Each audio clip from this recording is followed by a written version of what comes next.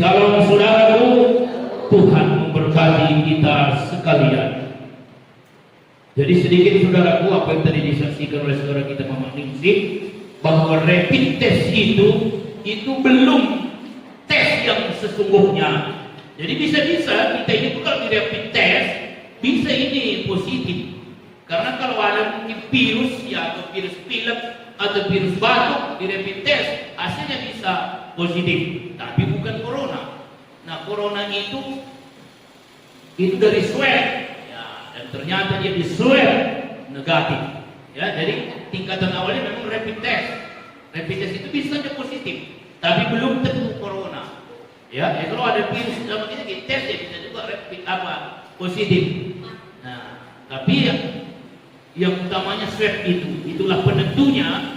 Kalau seseorang di swab positif, nah itu memang dia sudah terpapar virus corona.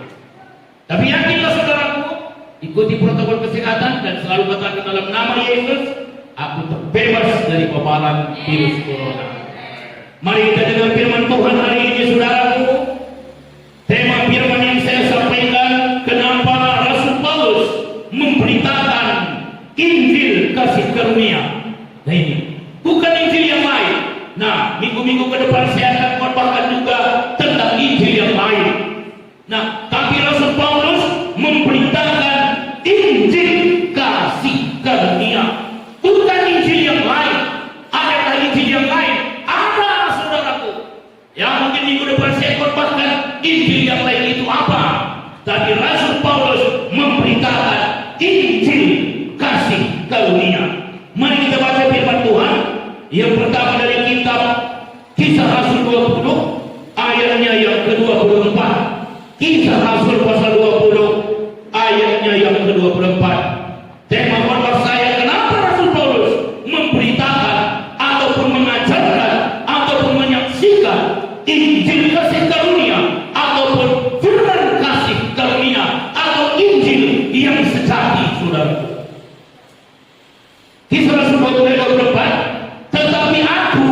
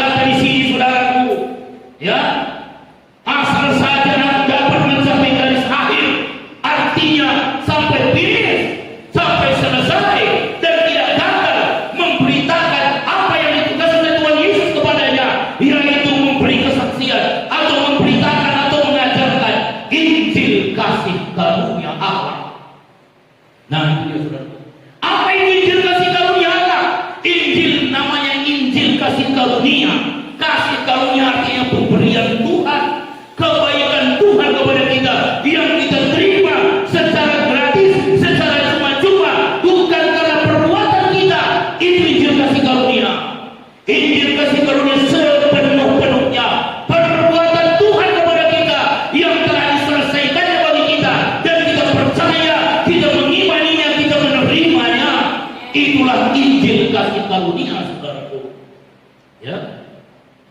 Selanjutnya, dan sekarang aku tahu bahwa kamu tidak akan melihat mukaku lagi. Nah, waktu itu saudaraku, dia berkata kepada sidang jemaat Tuhan, ya, bahwa dia akan pergi meninggalkan mereka dan kemungkinan mereka tidak berjumpa lagi dengan Rasul Paulus karena dia pergi ke satu tempat yang sangat berbahaya bagi nyawanya.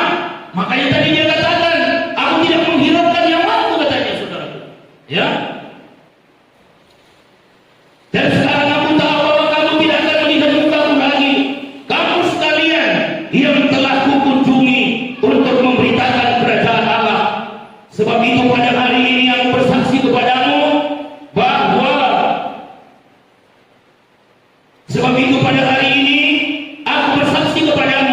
bahwa aku bersih, tidak bersalah terhadap siapapun yang akan binasa. Nah, saudaraku, jadi maksudnya di sini, kalau ada orang binasa, Rasul Paulus tidak salah lagi, karena dia telah beritakan Injil kasih karunia yang menyelamatkan orang dari kebinasaan, saudaraku. Itu maka dia berkata, aku tidak bersalah lagi, karena aku telah memberitakan Injil kasih karunia yang menyelamatkan. Jadi kalau ada orang yang tidak percaya dengan pemberitaanku Injil kasih karunia, maka aku tidak bersalah lagi. Yang salah adalah dia, yang salah adalah mereka. Itu kata Rasul Paulus. Ayat 27, sebab aku tidak lalai memberitakan seluruh maksud Allah kepadamu. Nah, jadi yang pertama, kenapa Rasul Paulus memberitakan Injil kasih karunia? Karena dia ditugaskan oleh Tuhan Yesus Kristus untuk memberitakannya, saudara. Ya, dia ditugaskan oleh Yesus Kristus untuk memberitakannya. Yang kedua, saya melihat di dalam ayat 27 ini, sebab aku tidak lalai memberitakan seluruh maksud Allah kepadamu. Nah, Injil kasih karunia adalah seluruh maksud Allah kepada kita. Ya, tadi dia ditugaskan oleh Tuhan Yesus untuk memberitakan Injil kasih karunia. Dan ayat 27 dia katakan bahwa Injil kasih karunia itu adalah seluruh maksud Allah kepadamu. Itu, saudara. Jadi Injil kasih karunia adalah seluruh maksud Allah kepada kita. Ya, seluruh maksud Allah, seluruh kehendak Allah kepada kita ada di dalam Injil kasih karunia. Saudara percaya, saudara beriman, saudara dan saya terima Injil kasih karunia, berarti kita menerima seluruh maksudnya Allah, kehendaknya Tuhan di dalam hidup kita, saudara. Ya, seluruh maksud Allah, seluruh kehendak Allah ada di dalam Injilnya, Injil kasih karunia namanya. Kalau seseorang menerimanya, maka seluruh maksud Allah, seluruh kehendak Allah terjadi dalam hidupnya, saudara. Terjadi dalam hidupnya. Apa rupanya maksud Allah dalam hidup kita? Supaya kita kudus, supaya kita benar, supaya kita tak bercacat di hadapannya. Apa yang bisa membuat saudara kudus, tak bercacat, tak bercela di hadapannya? Injil kasih karunia. Hanya itu yang mampu, saudara, yang membuat kita berkenan di hadapannya. Karena itu adalah kekuatan Allah. Itu bukan kemampuan manusia, itu adalah kemampuan Tuhan. Itu adalah kekuatan Tuhan, itu adalah kuasa Tuhan, sehingga Injil kasih karunia tidak bisa gagal dalam hidup seseorang yang menerimanya, yang mempercayainya. Ayat 28 selanjutnya, karena itu jagalah dirimu dan jagalah seluruh kawanan, karena kamulah yang ditetapkan Roh Kudus menjadi pendidik untuk mengembalakan jemaat Allah yang diperolehnya dengan darah anaknya sendiri. Ayatnya katakan kepada penatua-penatua di jemaat di Efesus ini, saudaraku. Ya, ayat 29, aku tahu bahwa sesudah aku pergi, serigala-serigala yang ganas akan masuk ke tengah-tengah kamu dan tidak akan menyayangkan kawanan itu.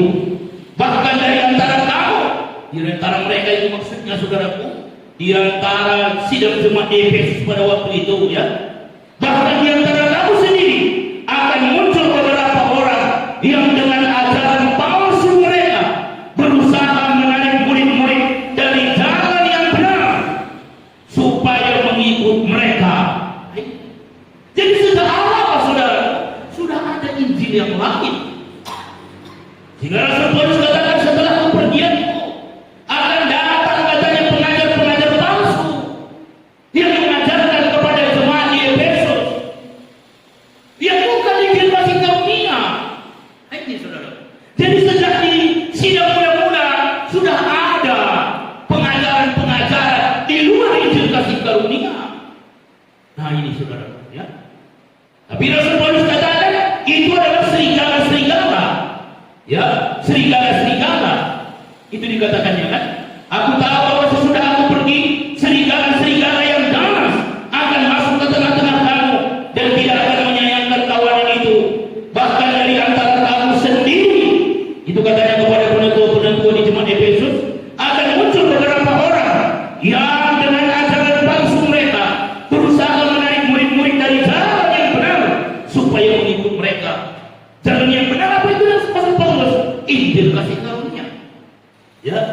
Ayat 31. Sebab itu berjaga-jagalah dan ingatlah bahwa aku 3 tahun lamanya siang malam dengan tiada berhenti-hentinya menasihati kamu masing-masing dengan mencucurkan air mata.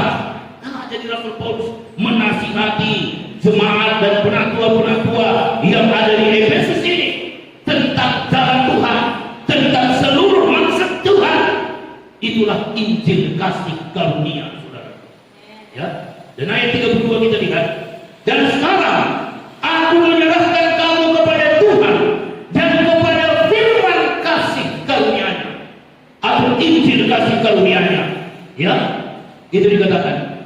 Dan sekarang aku menyerahkan kamu kepada Tuhan dan kepada firman kasih karunia-Nya yang berkuasa membangun kamu. Nah, jadi Injil kasih karunia, firman kasih karunia yang adalah seluruh maksud Allah bagi kita memiliki kuasa, dan kuasa itu adalah kuasa supernatural. Kuasa itu adalah kuasa yang tidak terbatas, dan kuasa itu berkuasa membangun kamu. Amin. Berkuasa membangun kita. Ini membangun dalam arti utuh, saudara. Membangun dalam arti rohani, membangun dalam arti jasmani, termasuk membangun imunitas kita. Amin. Injil kasih karunia berkuasa membangun kamu. Terlebih-lebih di masa pandemi corona ini, apa yang perlu dibangun? Imunitas, ketahanan tubuh kita untuk melawan serangan pandemi virus corona. Injil kasih karunia berkuasa membangun kamu, membangun imunitas kita, ya, membangun imunitas kita, saudara, sehingga kita tidak terpapar oleh virus corona. Makanya katakan saudara pada firman kasih karunia, darah Yesus, pengorbanan Yesus dalam diri saya, tubuh Yesus ada dalam diri saya, darah Yesus ada dalam diri saya untuk menangkal segala serangan-serangan dan virus-virus yang membahayakan. Nah, saudara, banyak sekali yang meninggal di masa pandemi ini. Apakah karena COVID? Ada yang kena COVID, ada memang pas masa itu pula dia meninggal. Pendeta pun banyak, saudara. Ini baru lagi ada kawan saya ini, marpariban pulang kami karena berumah-rumah pula istrinya. Dia depos TPD. Ini sedang terbaring ini mayatnya di bandar. Semalam kami ke sana. Pendeta Dr. SM Tambulo. Di masa ini dia memang bukan kena COVID, dia katanya kena jantung. Ya. Dan umurnya masih 62. Mamaknya masih sehat. Umur 80. Nah, saudara, ya. Jangan kita mau mati muda, amin. Amin. Katakan kepada Tuhan, Engkau kenyangkan aku dengan umur yang panjang. Amin. Itu Tuhan katakan, saudaraku. Aku kenyangkan dia dengan umur yang panjang, katanya. Ya. Minta kepada Tuhan, mohon kepada Tuhan, perkatakan kepada Tuhan, aku rindu Tuhan, Engkau kenyangkan aku dengan umur yang panjang. Engkau telah mati muda di kayu salib. Umur 33 tahun Yesus mati di kayu salib. Tidak mati muda di sana, saudaraku, supaya kita tidak mati muda. Ya, supaya kita tidak mati muda. supaya kita boleh sehat-sehat oleh kasih karunia Tuhan, oleh Injil kasih karunia-Nya. Tubuh kita juga dibangun, rohani kita juga dibangun, ekonomi kita juga dibangun. Percayai pembangunan dari kuasa kasih karunia Tuhan, saudara. Saya yakin benar-benar, saudara, kasih karunia Tuhan adalah kuasa yang supernatural, kuasa yang tidak terbatas, yang dapat membangun hidup kita, yang dapat membangun tubuh jasmani kita dan juga tubuh rohani kita. Ya, berkuasa. Dan sekarang aku menyerahkan kamu kepada Tuhan dan kepada firman kasih karunia-Nya yang berkuasa membangun kamu. Dia ini, saudara, berkuasa membangun kita, berkuasa membangun kita, berkuasa, saudara. Firman kasih karunia, bukan firman hukum Taurat, tapi firman kasih karunia-Nya lah yang berkuasa. Itu sebabnya jangan tempatkan diri saudara di dalam firman hukum Taurat, walaupun itu ada dalam Alkitab.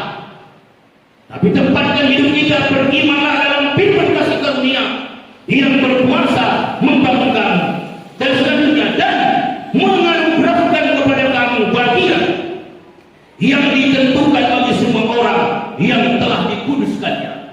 Jadi firman kasih karunia berkuasa membangun kita dan juga menganugerahkan kepada kita janji-janji Tuhan. Jadi tidak dengan kekuatan kita. Firman kasih karunia berkuasa membangun kamu dan menganugerahkan, apa tidak menganugerahkan, memberikan tanpa susah payah kita. Kita hanya percaya dan menerimanya, ya. Kita hanya percaya dan menerimanya karena dikatakan menganugerahkan kepada kamu bagian yang ditentukan bagi semua orang yang telah dikuduskannya.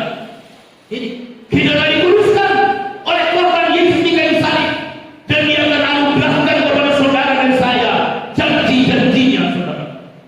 Itu sebabnya percaya saudara adalah pewaris janji Tuhan. Saudara dan saya berhak untuk menerima janji Tuhan, bukan karena kebenaran diri kita sendiri, tapi kebenaran karena Dia yang menyatakan kita benar. Kebenaran karena Dia yang menyatakan kita benar. Kebenaran karena Dia yang telah menebus kita menjadi orang benar, bukan karena perbuatan kita. Itulah kasih karunia, dan itulah yang berkuasa, saudara. Pada waktu saudara percaya, saudara benar di mata Tuhan, bukan karena perbuatan saudara, tapi karena perbuatan Yesus Kristus. Itu yang berkuasa membangun hidup saudara. Itu maka percaya saudara orang benar di hadapan Tuhan, orang kudus di mata Tuhan, orang yang berkenan di hadapan Tuhan, orang yang berharga di mata Tuhan, bukan karena perbuatan kita, tapi karena kita percaya kepada perbuatan Yesus di kayu salib, saudara. Nah, inilah sebabnya Rasul Paulus memberitakan Injil kasih karunia. Bahkan dia siap untuk merelakan nyawanya sekalipun tantangannya, saudara. Karena dia begitu mengenal kasih karunia Tuhan itu sangat berkuasa, dan hanya itulah jawaban bagi kita. Itulah jawaban bagi kita untuk kehidupan kita rohani dan jasmani kita, untuk supaya janji-janji Tuhan dianugerahkan kepada kita hanyalah melalui firman kasih karunia. Itu maka terima sepenuh hati. Dan Paulus katakan, dan sekarang aku menyerahkan kamu kepada Tuhan dan firman kasih karunia-Nya. Nah, saudara, Paulus menyerahkan jemaat Efesus dan bahkan jemaat Tuhan di sepanjang zaman kepada Tuhan Yesus dan kepada firman kasih karunia-Nya. Nah, itu saja kita mau. Jangan hanya doa Paulus menyerahkan kita kepada firman kasih karunia-Nya, tapi kita tidak mau, saudara. Ya, katakan, aku mau Tuhan hidup dalam kasih karunia-Mu. Aku mau Tuhan berserah di dalam kasih karunia-Mu. Karena Paulus katakan di sini, dan sekarang aku menyerahkan kamu kepada Tuhan dan firman kasih karunia-Nya yang berkuasa membangun kamu. Jadi ada kuasa dalam firman kasih karunia. Nah, itu sebabnya saudara harus terima firman kasih karunia. Isi pikiran saudara, iman saudara, firman kasih karunia. Firman kasih karunia itu apa? Percaya saudara orang yang benar di mata Tuhan. Percaya saudara bukan orang yang ditolak Tuhan. Percaya saudara orang yang diberkati Tuhan.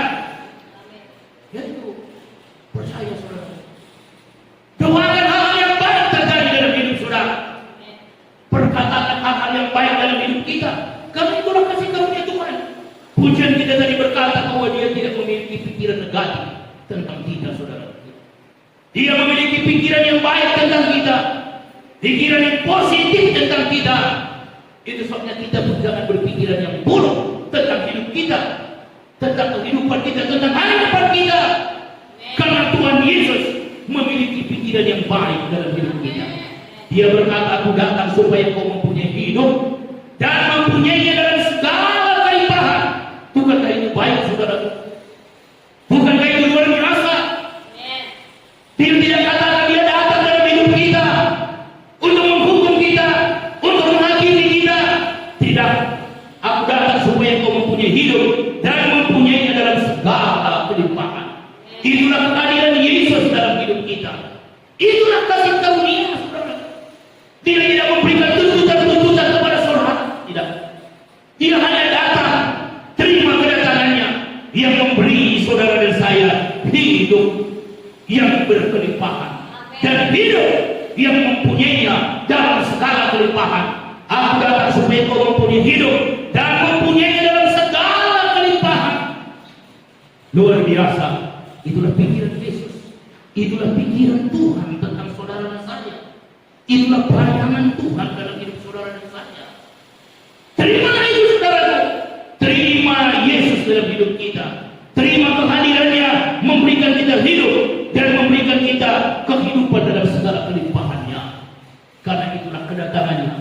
Dia datang tidak menghakimi kita. Dia datang tidak mendiskualifikasi kita. Dia datang tidak untuk menyebutkan satu persatu kesalahan-kesalahan kita. Bahkan dia datang menyatakan semua kesalahan itu telah aku hapus. Dia datang untuk menyatakan bahwa semua pelanggaran dan pemberontakanmu aku telah lupakan. Itulah firman kasih karunia. Kalau saudara percaya itu, saudara akan dibangun di dalam jalan Tuhan, di dalam kehendak Tuhan, karena seluruh maksud Tuhan ada dalam Injil kasih karunia.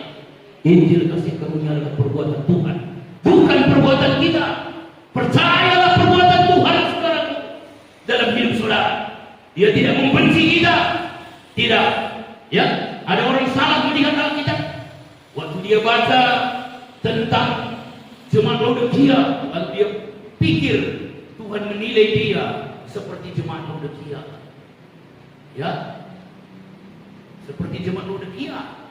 Ya kan dikatakan di sana engkau suam-suam kuku. Orang Tuhan yang tidak mengerti kasih karunia. Waktu dia baca itu, dia langsung tempatkan dirinya orang yang suam-suam kuku.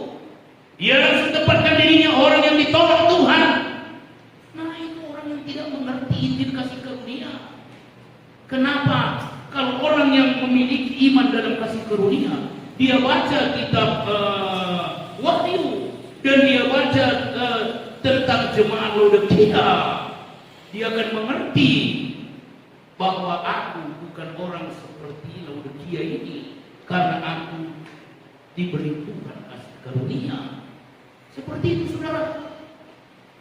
Orang yang tidak mengerti kasih karunia, dia baca tentang Saul ditolak Tuhan, lalu dia berpikir juga dia tempatkan dirinya adalah orang yang ditolak Tuhan. Nah, ini pemikiran Taurat, saudara, yang selalu berpikir tentang kesalahannya, yang selalu berpikir tentang hukuman Tuhan terhadap dirinya. Dia lupa bahwa dia telah percaya kepada Yesus dan Yesus telah menghapus segala dosanya. Yesus telah datang ke dalam dunia ini dan dia berkata sudah selesai.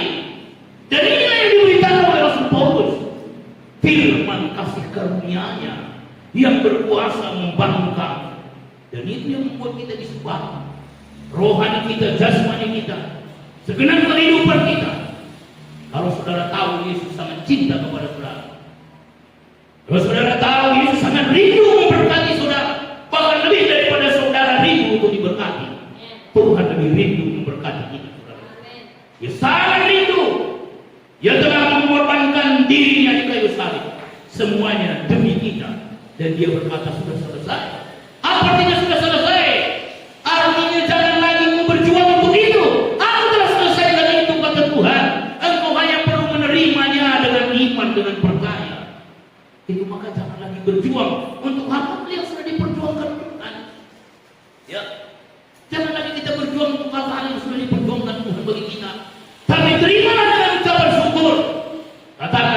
Tuhan, terima kasih Yesus. Aku orang yang telah Engkau benarkan. Jadi tidak perlu saudara berkata, Tuhan benarkan saya, Tuhan ampuni dosa saya. Semua dosa saudara sudah diampuninya. Anak, semua saudaraku.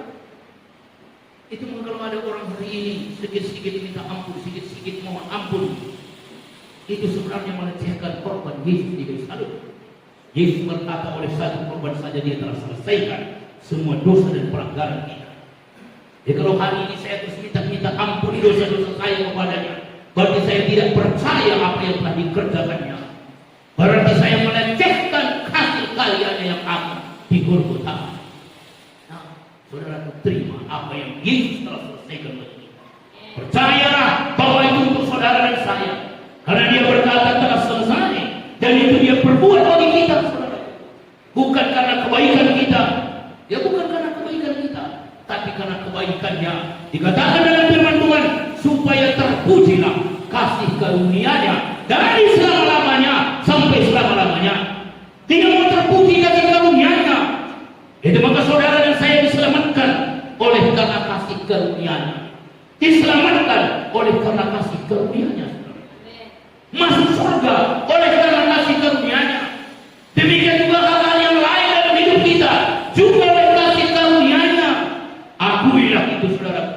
Semua berkat Tuhan, semua pemeliharaan Tuhan, semua apa yang diberikan Tuhan kepada kita adalah kasih karunia Tuhan. Ya, saudara berani berkata demikian. Ada ayat di dalam firman-Nya berkata, jikalau bukan Tuhan yang membangun rumah, sia-sialah usaha orang yang membangunnya. Nah, saudara, itu adalah firman kasih karunia. Kalau orang yang tidak percaya kasih karunia, dia tidak bisa pahami ayat itu. Dia tidak bisa terima ayat itu. Masa Tuhan yang bangun rumah saya? Ya, saya yang kerja keras, saya yang putar-panting ke sana kemari cari uangnya.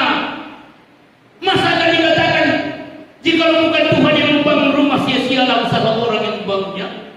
Nah, tidak dipungkiri saudara dan saya bekerja keras, tapi itulah akui kata Tuhan bahwa Dia yang membangun rumah kita. Amin. Ya, betul. Jikalau bukan Tuhan yang membangun rumah, sia-sialah usaha orang yang membangunnya. Ya, kalau kita bangun satu rumah yang indah dan kita katakan aku dah yang membangunnya, bukan Tuhan, silakan. Tapi Tuhan berkata sia-sia itu di mata Tuhan. Itu maka Dia katakan kepada orang Israel selagi masih di perjalanan. Melalui Musa Dia katakan kepada orang Israel, apabila nanti kau telah sampai di negeri perjanjian, yang di negeri Kanaan, yang berlimpah-limpah susu dan madunya, dan di sana nanti kau memperoleh kekayaan, kau memperoleh banyak ternak, emas dan perakmu bertambah-tambah. Jangan kau katakan dalam hatimu bahwa oleh kekuatanmu lah engkau memperoleh itu. Dia katakan begitu, saudara. Jangan kau katakan dalam hatimu oleh kekuatanmu lah engkau memperoleh itu semua. Tapi katakanlah oleh karena kekuatan Tuhan. Itu yang Tuhan mau. Saudara, oleh kekuatan Tuhan kita ada sebagaimana ada. Itulah yang dikatakan oleh Rasul Paulus, oleh karena kasih karunia-Nya lah aku ada sebagaimana aku ada. Dan kasih karunia-Nya di dalam aku tidak sia-sia. Dan aku lebih bekerja keras daripada mereka semua.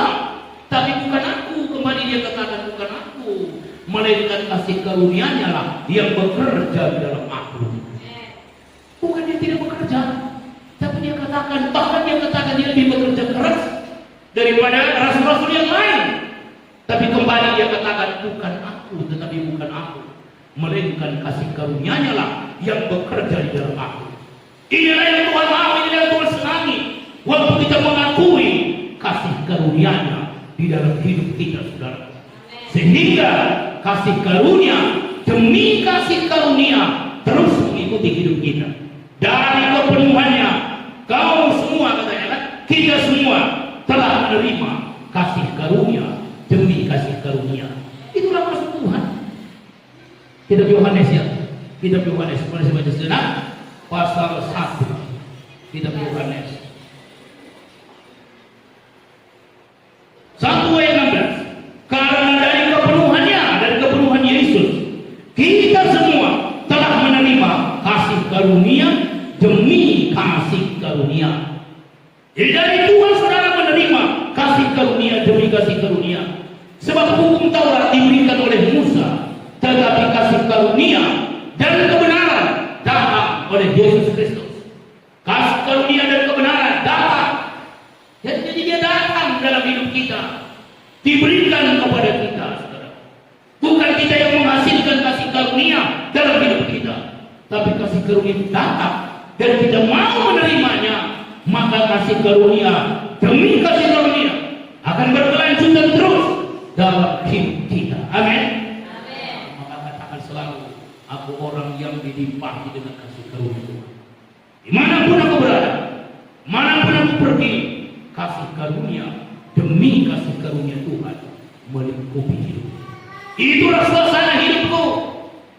Ya, katakan kasih karunia demi kasih karunia suasana hidup kita.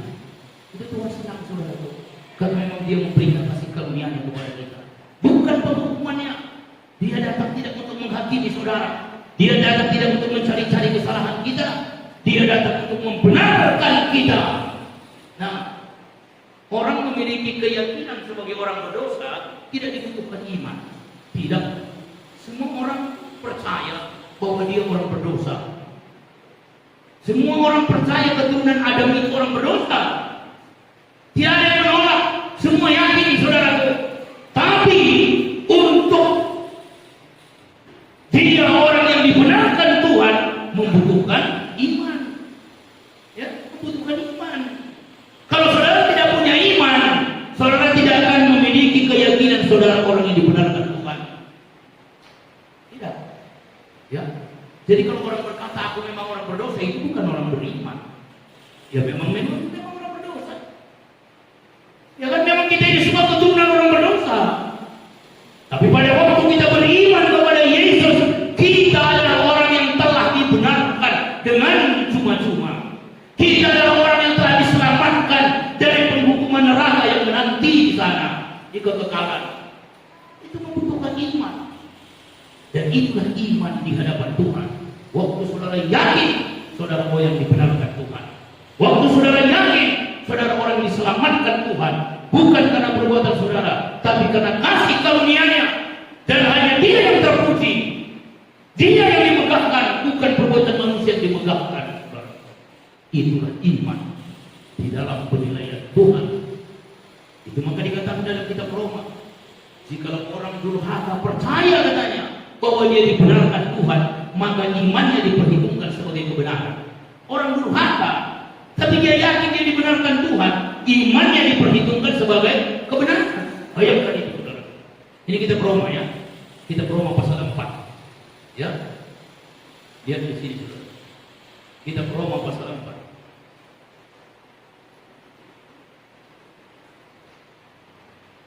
Ayat 5. Tetapi kalau ada orang yang tidak bekerja, artinya tidak karena perbuatannya, namun percaya kepada Dia yang membenarkan orang durhaka, imannya diperhitungkan menjadi kebenaran.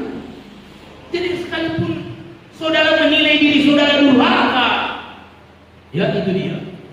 Mungkin dalam pandangan saudara masih orang durhaka, tapi saudara percaya saudara dibenarkan Tuhan, ya, maka iman saudara diperhitungkannya menjadi kebenaran.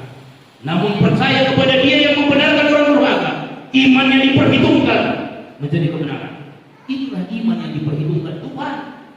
Kalau saudara percaya aku orang berdosa, aku orang yang lemah, itu bukan diperhitungkan Tuhan, karena itu bukan iman.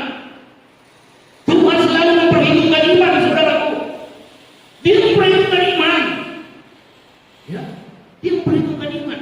Makanya kalau kita baca dalam kitab Ibrani 11, saudara baca tentang tokoh-tokoh yang ada tertulis di Alkitab, satu pun tidak disebutkan di sana kejelekan mereka. Padahal banyak kejelekan mereka, banyak.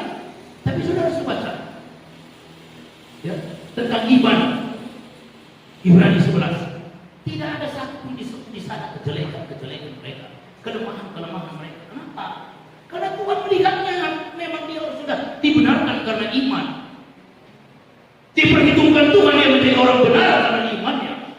Bahkan sekalipun dia durhaka, orang durhaka, tapi karena dia imannya diperhitungkan Tuhan.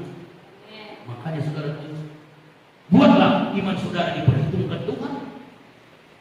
Kalau saudara percaya saudara orang berdosa, itu bukan iman. Tapi percaya hari ini saudara orang yang diberkati, orang yang dibenarkan Tuhan, orang yang dikuduskan Tuhan, menjadi biji mata Tuhan, ahli warisnya Tuhan. Itu saudara yakin, itu saudara percaya. Tuhan menilai kepercayaan saudara, diperhitungkan saudara, diperhitungkan Tuhan, ya, menjadi kebenaran. Itu menjadi kebenaran saudara. Kalau kita yakin kita ini orang berdosa, mengakui kami ini nagoda dosa kami Tuhan. Ya. Para dosa nagoda kami Tuhan. Tiap hari berdosa nagoda, itu bukan iman.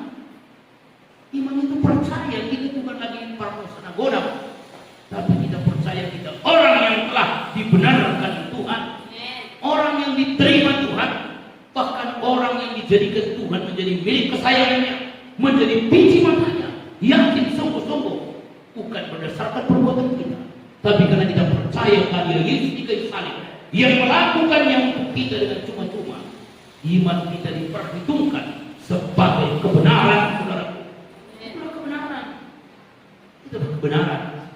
Ya, itulah kebenaran. Dan kebenaran itu pasti berbuah. Pasti berbuah saudaraku dalam kehidupan kita. Tidak bisa tidak. Nah, oleh sebab itu saudaraku, percayalah kepada apa yang diberitakan oleh Rasul Paulus tentang firman kasih karunia, tentang Injil kasih karunia yang berkuasa membangun saudara dan saya. Saudara pasti dibangun oleh kasih karunia dari Tuhan. Saudara pasti dibangun oleh kekuatan firman kasih karunia. Tidak bisa tidak. Makanya saudaraku, percaya isi pikiran saudara, isi paradigma saudara, buat keyakinan saudara kepada Injil kasih karunia. Tempatkan hidup saudara, letakkan hidup saudara di dalam kasih karunia Tuhan. Amin. Mari kita masuk dalam doa.